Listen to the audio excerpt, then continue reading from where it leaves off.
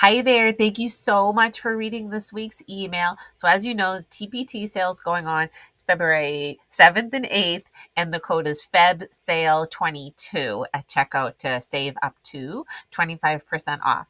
I want to talk today about how to weave in your morphology lessons that don't have to be sort of like stop the presses. We've got to teach morphology. We can weave them into any Orton-Gillingham progression. So it doesn't have to feel like it's totally separate instruction.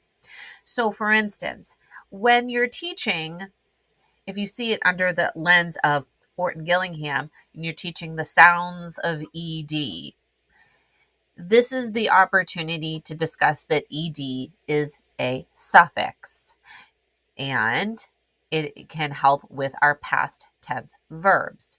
So we want to weave in that morphology layer into that, not just look at it from a phonology lens. So that's one example. And if you notice in my morpheme blocks, you can see how there's a photo talking about that, some sentences to support it, words, and then a writing prompt.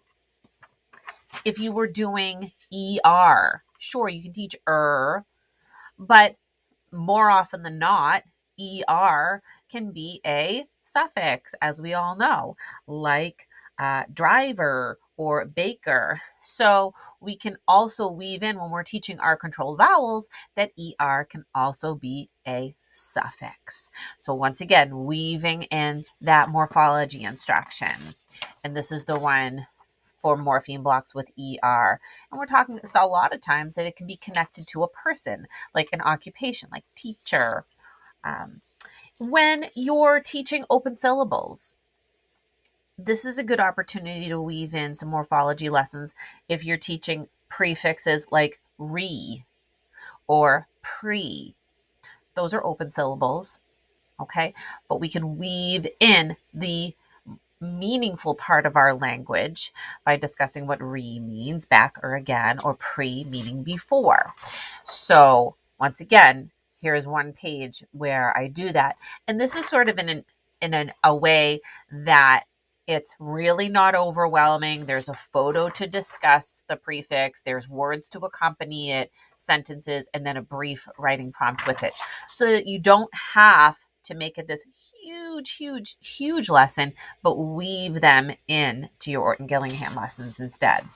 And finally, well, a few more. If you were going to be teaching, say, words or reviewing words that have final blends, there are roots in our English language, Latin roots, that have final blends in them, like struct.